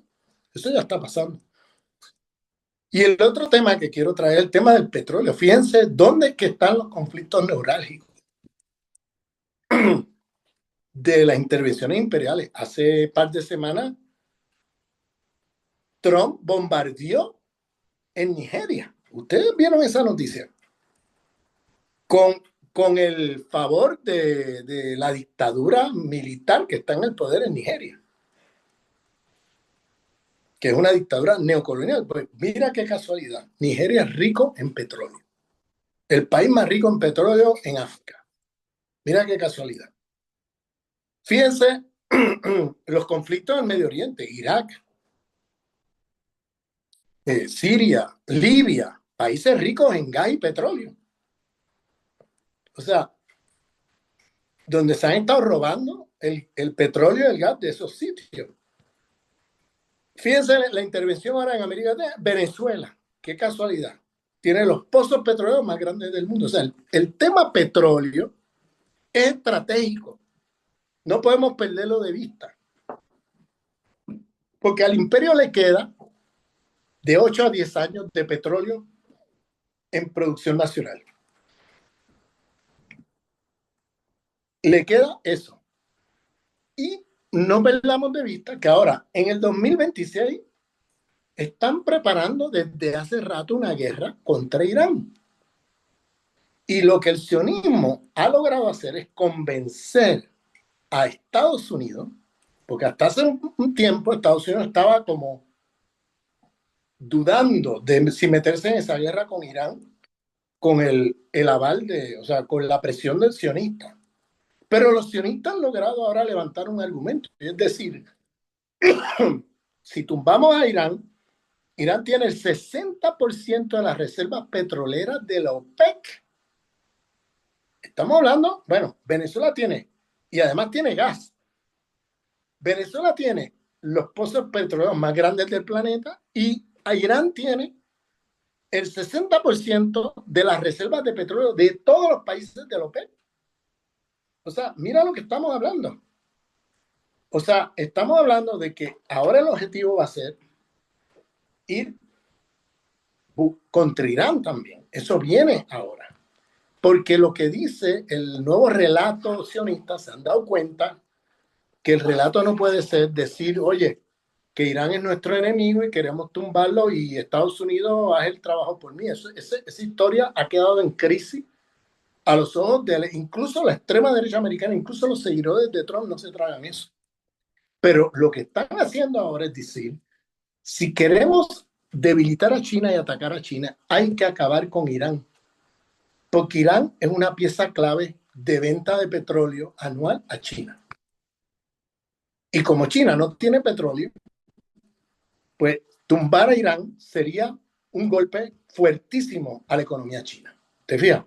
Entonces, por ahí es que están tratando de construir un argumento que persuada al imperio americano de meterse en una guerra en Irán. Les digo desde ahora, esas guerras no tienen perspectiva de triunfo. Lo que va a crear es un caos. Pero el hecho de que creen caos, sobre todo en un lugar como Irán, ya es para ellos suficiente para golpear a China. ¿Ven? Aunque no ganen la guerra.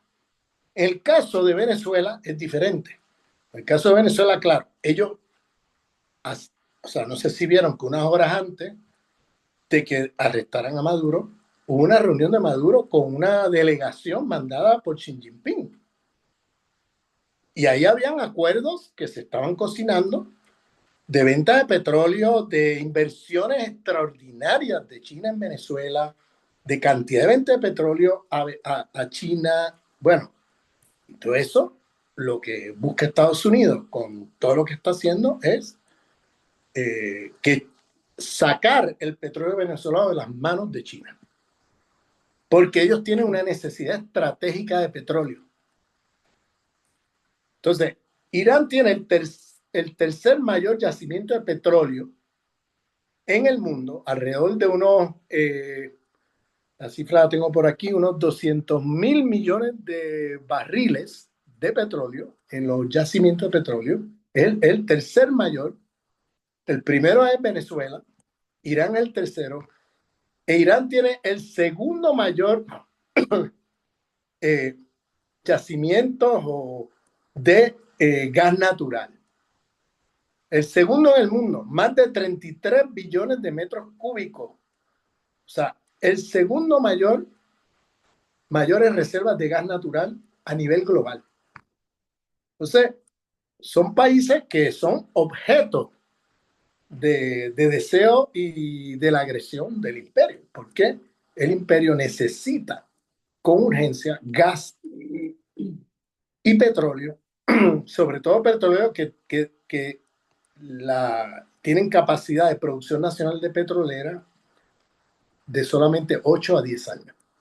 Después de eso, no tienen ya más petróleo de producción nacional, ¿se fijan? Y además la producción de petróleo de Estados Unidos es con fracking, que es muy cara, es carísimo. Entonces, ellos están buscando desesperadamente fuentes de petróleo para ellos poder continuar, o sea, continuar con su estatus imperial. No van a poder movilizar ejército, no van a poder hacer nada sin petróleo y sin gas. Entonces, eso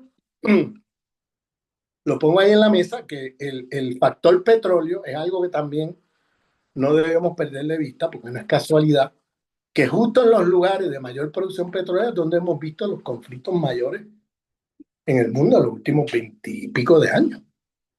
Ahí está Irak, ahí está Siria, ahí está Libia, ahí está Afganistán, rico en gas. Afganistán es muy rico en gas. Ahí está Venezuela, ahí está Irán, ahí está. O sea, cuando mira, hay como una correlación entre intervención militar americana, agresión militar americana y petróleo. Observen eso. Pero eso es porque el petróleo es un recurso estratégico del cual les escasea a los europeos y les escasea a los americanos. Y les escasea también a los chinos. Entonces ahí hay unas competencias globales sobre el control del petróleo en el mundo, que cada vez va a ser un recurso finito, ¿no? Que cada vez va a ir bajando su capacidad, o sea, la existencia de petróleo en el mundo cada vez en este siglo se vaticina que va a desaparecer el petróleo del mundo, ¿no? Y Estados Unidos desesperadamente está buscando cómo meterle la mano a los pozos petroleros. Fíjate, mira, aquí tengo una tabla. Los reservas de petróleo más grandes del mundo es Venezuela, seguido por Arabia Saudita y seguido por Irán.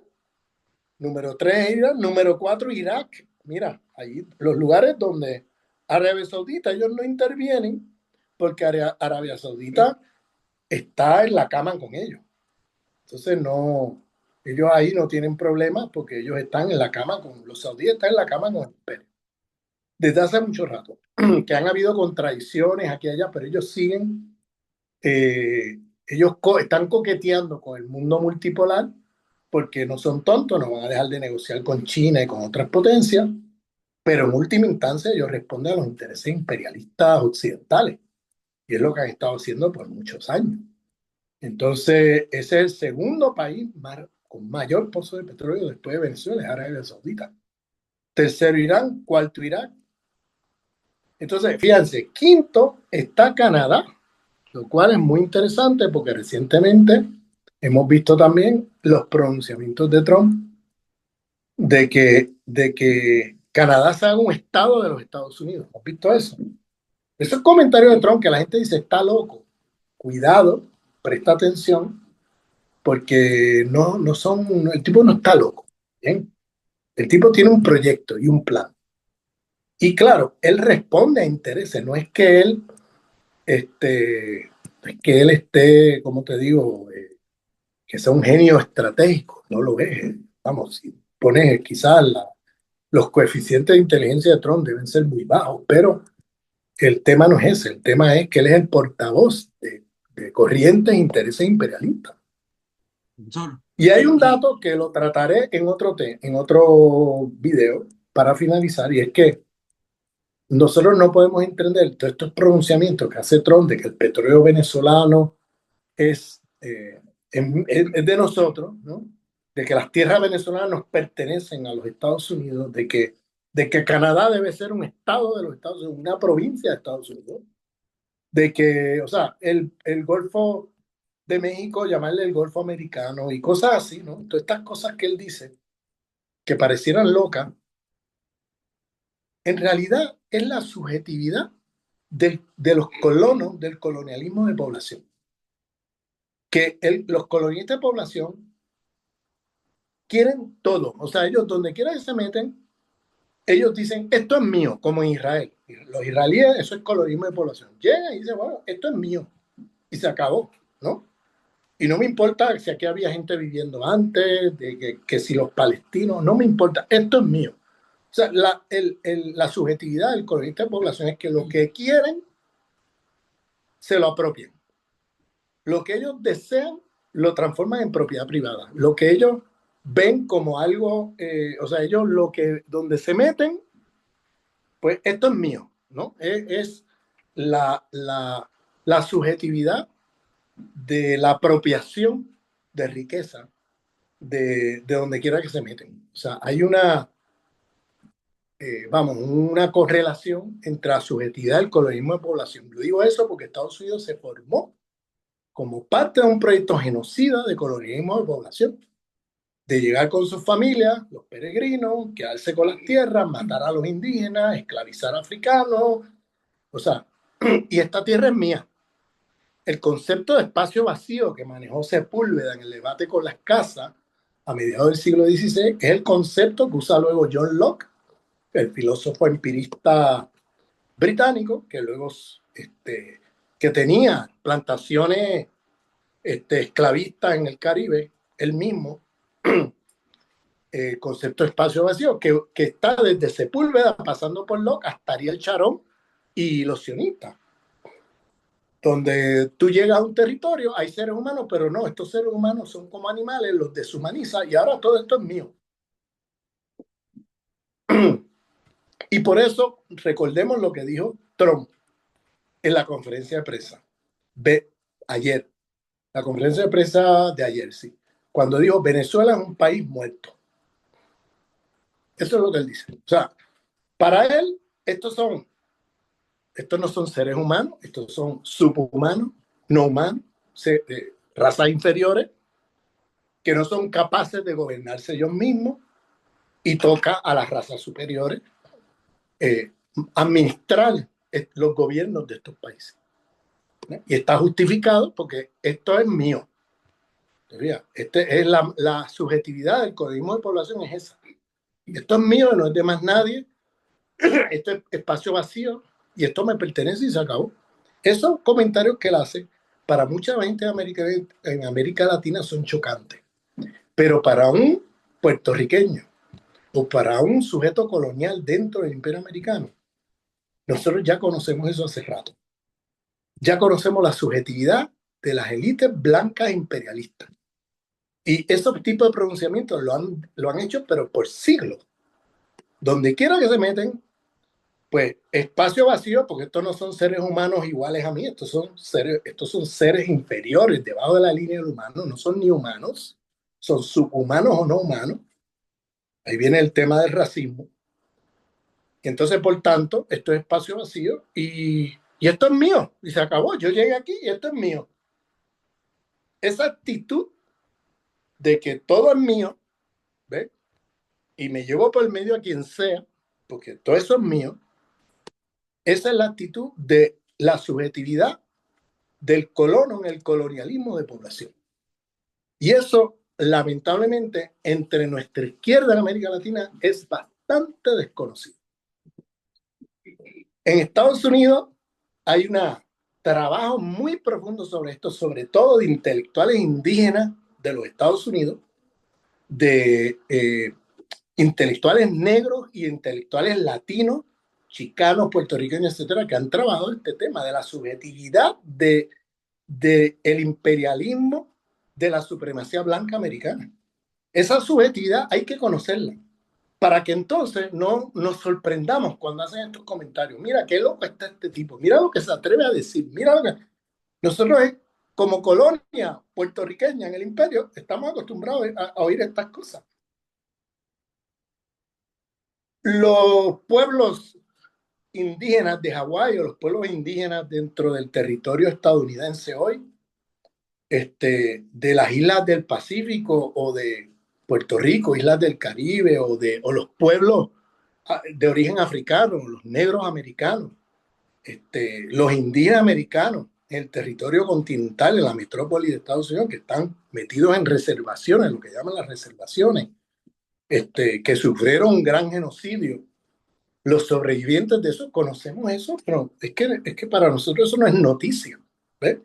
Pero a mí, o sea, cuando oigo eso y veo la reacción de nuestros hermanos y hermanas de América del Sur, que se quedan como en shock, pues como puertorriqueños les tengo que decir que eso es pan nuestro de cada día. Así es como piensan y así como han pensado por 500 años. Esto no es nuevo.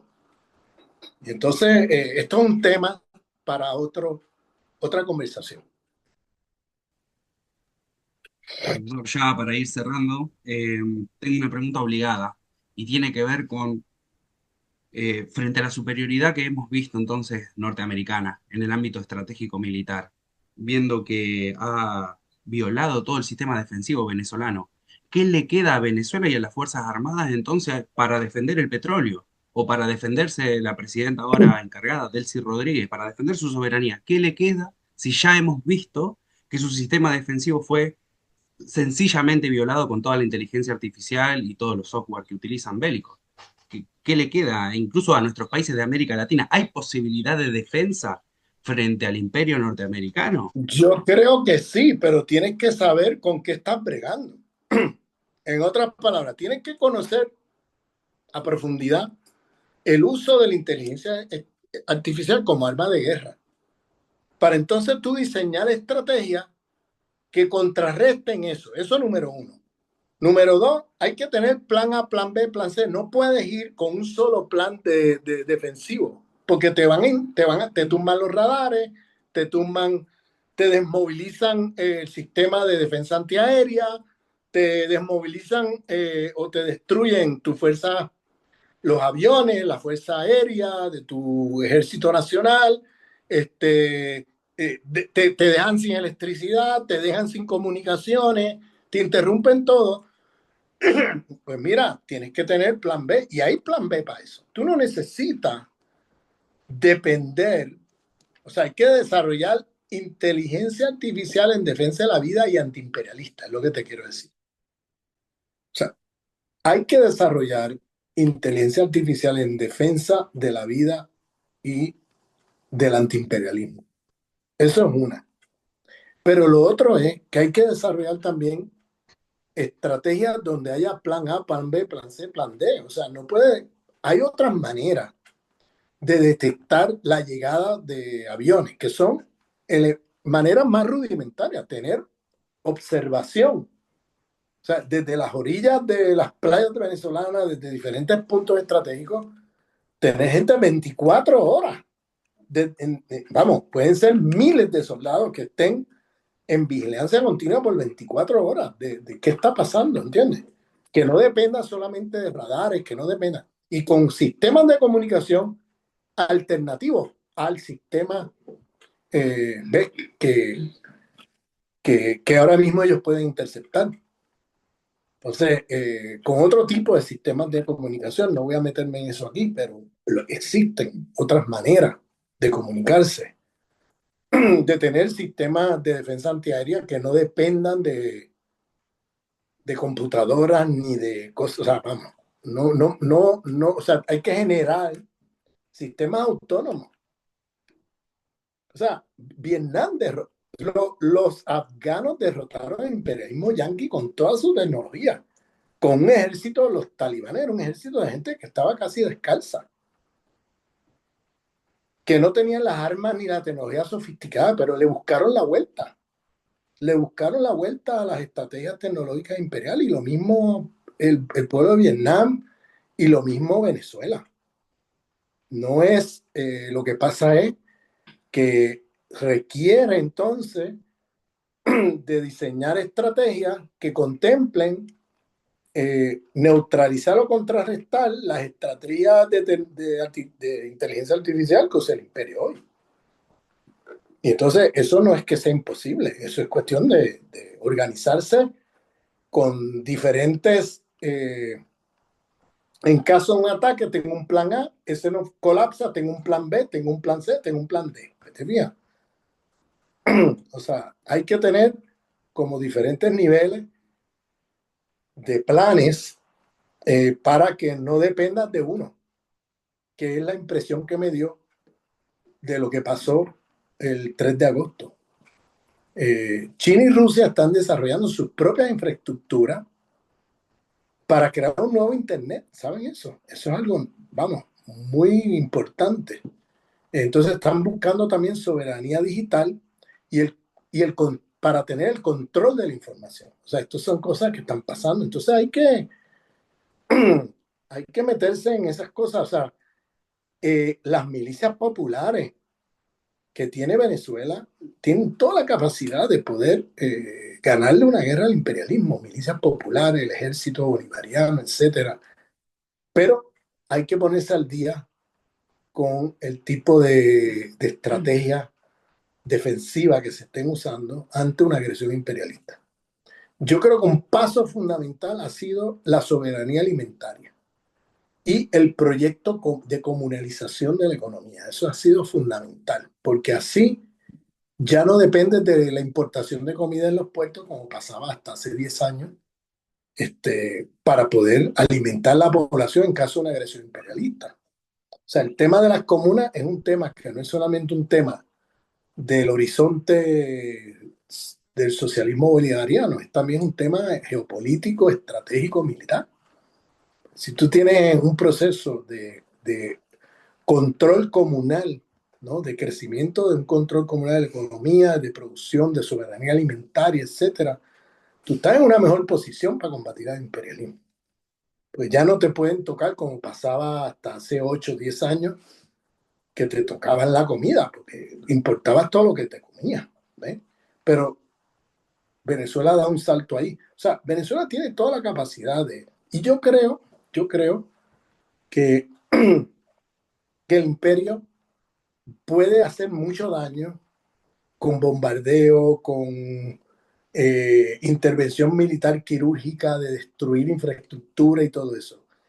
Pero yo creo que el imperio hay que prepararse para lo peor, ¿verdad? No, no me malinterprete. Yo creo que hay que prepararse para lo peor. Es decir, para una invasión tipo Irak. Ahora, yo no creo, aún preparándose para eso, que el imperio esté en capacidad de hacerlo. No está en capacidad de hacerlo, pues es muy costoso, tiene un costo político y económico enorme. El imperio está en crisis, tiene una deuda trillonaria, es decir, el país está quebrado y, y realmente no le conviene lanzarse a una guerra así abierta porque la crisis que va a generar dentro de su propio país en el mundo va a ser tal que ellos no están hoy en capacidad, como hace 20 años, 30 o 40 años, de mantener eso. Entonces, ahora eso sí, pueden hacer mucho daño. No necesariamente movilizando un ejército, pero bombardeando, haciendo operaciones quirúrgicas, destruyendo infraestructura, o sea, ahí pueden hacer mucho daño. Entonces hay que evitar a lo más que se pueda llegar allí, pero no se puede huir de llegar allí porque hay momentos donde no tienes otra porque ellos son los que te ponen los términos de la cosa. O sea, ellos van a provocar, si van a provocar una intervención militar, pues vas a tener que llegar allí y estar preparado cuando llegues allí. Y hay que prepararse para lo peor.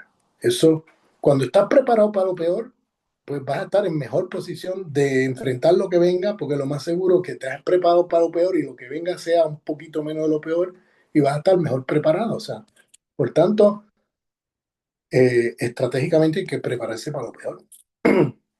Yo creo que, yo no creo que porque tenga inteligencia artificial ahora pensar de que de que es imposible combatirlos. No, yo creo que es que se cometieron errores de no haber tenido en cuenta las consecuencias y lo que significa el uso de inteligencia artificial como arma de guerra. Eso es lo que yo creo que ha pasado, como uno de los grandes problemas de lo que pasó con el secuestro de Maduro el otro día. O sea, yo creo Profesor, que sí. quisiera preguntarle precisamente sobre el secuestro de Maduro. Mañana el presidente Maduro tiene que comparecer ante el tribunal del Distrito Sur de New York. ¿Qué vaticina usted? ¿Qué cree que le puede llegar a pasar al presidente Maduro? ¿Cómo va a ser el proceso judicial? ¿Qué garantías tiene él? Digamos, ¿qué vaticina? Mira, las garantías son muy pobres porque eh, cuando el uso de los términos, lo vengo diciendo hace rato, creo que lo mencioné aquí al principio de la conversación contigo, narcoterrorismo, esas palabras no están allí por accidente, esas palabras tienen sentido, porque en Estados Unidos cuando tú dices terrorismo, se aplican las leyes a partir del 2001, del ataque a las Torres Gemelas, de leyes antiterroristas. ¿Qué significa eso? Si tú me preguntas a mí, Ramón, el imperio te va a acusar de algo, ¿bien? ¿De qué tú prefieres que te acuse? ¿De narcotraficante o de terrorista? Mi respuesta va a ser inmediata. Yo prefiero que me acuse de narcotraficante. Aunque sea falso, ¿no? Va a ser falso. Yo no soy un narcotraficante, pero prefiero que me haga una acusación así, porque tienes más derechos ante las Cortes Americanas que si te acusan de terrorista. Cuando te acusan de terrorista, el habeas corpus colapsa. Ya no hay derecho a habeas corpus. Cuando te acusan de terrorista, ellos pueden meterte en una cárcel y tirar la llave por la ventana y dejarte preso sin procesarte ante un juez o sin que un juicio termine. O sea, tienen todos los derechos ahora, colapsan. Y tú eres culpable hasta que te pruebes inocente. No es como el sistema jurídico, etcétera, donde tú eres inocente mientras no se te pruebe que eres culpable. Entonces, cuando tú vas a un juicio, te tienen que probar culpabilidad para meterte preso. Como terrorista, ¿no? Con la acusación de terrorista, tú vas preso y en el juicio tienes que demostrar que eres inocente, porque tú eres ya culpable a priori. ¿Ves? Entonces, eso hace que el juicio para alguien, por eso lo de narcoterrorismo, esa combinación la ponen ahí con un propósito, que es un propósito jurídico. Lo he dicho varias veces, incluso en Venezuela lo he dicho, que no perdamos de vista el lenguaje del imperio, porque a la hora de ponerte frente a una corte, cuando tú tienes el término terrorismo ahí, ya se aplican otras leyes muy distintas a otro tipo de acusaciones ante una corte en Estados Unidos. Tienes más derecho con otras acusaciones que con el término terrorismo, porque ahí aplican las leyes antiterroristas que se aplicaron después de septiembre 11 del 2001, donde colapsan una serie de derechos humanos, derechos elementales, ¿no? De una corte, colapsan. Por eso Guantánamo, tú eres terrorista y te puedes meter en Guantánamo eh, indefinidamente en una celda sin pasar por una corte ni ante un juez. ¿Ves? Y si te ponen ante un juez, ahí también está en una situación donde aplican con el término terrorismo, tú vas a ser juzgado como tú eres acusado a priori. Lo que tienes que ahora es probar inocencia, ¿ves? Que es muy distinto a que tú eres inocente hasta que se te pruebe como culpable, ¿ves? Son mecanismos muy distintos de términos jurídicos. Entonces, por tanto, el caso de Maduro es un caso que va a ser muy difícil de defenderse en las cortes americanas. Ahora, yo creo que hay posibilidades de que en un futuro se pueda negociar, se puedan hacer canjes de prisioneros, de personas, no sé, que se puedan hacer otro tipo de negociaciones que puedan sacar a Maduro de ahí. Pero La fuera movilización de eso, sirve, perdón. la movilización y el acompañamiento a Maduro fuera de los Estados Unidos y desde dentro de los Estados Unidos puede llegar a modificar o a torcer algo de la voluntad del tribunal para con la sentencia de Maduro? ¿O usted cree que la movilización popular no cambiaría en nada, la opinión pública no haría cambiar en nada la sentencia última del tribunal? La movilización popular, ¿dónde? Dentro y fuera de los Estados Unidos. Digamos que haya una Sí, gran opinión eso, pública acompañando o- al presidente. bueno, obviamente, si se lograra movilizar la opinión pública americana en su mayoría a favor de Maduro, obviamente eso puede tener efectos positivos en algún momento, pero, pero el proceso judicial no va a depender tanto de la opinión pública, porque eso tiene una autonomía, el proceso judicial tiene cierta autonomía en términos de las leyes que se aplican de la opinión pública, ¿me entiendes? Pero no hay dudas que puede presionar a los políticos americanos para que en algún momento puedan considerar, ¿cómo se dice eso? Darle, ¿cómo te digo? Revocar los resultados que vengan de este juicio, ¿eh? Los resultados de culpabilidad. Fíjate que Trump lo hizo con el expresidente de Honduras, que es un narcotraficante, pero requete probado en las cortes americanas, traficó más de 400 toneladas de cocaína a territorio americano desde Honduras, y Trump lo indemnizó como parte de una estrategia política, un tipo de extrema derecha, y el partido de extrema derecha de este tipo es el partido que apoyó a Trump en las elecciones recientes en Honduras. Y como un espaldarazo ese partido, él indemnizó a este tipo, un narcotraficante, pero requete probado. El caso de Maduro es el mundo al revés. Un tipo que no es narcotraficante, que no tiene nada que ver con ese mundo y es acusado falsamente de narcoterrorista, precisamente para, para destruir, debilitar el proceso revolucionario bolivariano. Porque obviamente el interés del imperio es debilitar ese gobierno, hacerlo colapsar, etcétera. Y si lo pueden hacer sin necesidad de acudir a una invasión directa, para ellos es como anillo al dedo, como pasó en Bolivia. No tuvieron que mover un soldado para que Bolivia cayera en manos de la extrema derecha. ¿Ves? Entonces, bueno, creo que con eso tenemos bastante material para discusión, debate y para pensar lo que estamos haciendo. Yo confío mucho en los revolucionarios venezolanos y sé que van a hacer una evaluación autocrítica profunda de lo que pasó y van a estar mejor preparados si es que volviera a ocurrir algo así. Que hay que estar preparado para eso y para cosas peores. Bien, profesor, muchísimas gracias por esta conversación. Seguramente va a arrojar muchas luces a la militancia que estábamos esperando una reflexión de este tipo.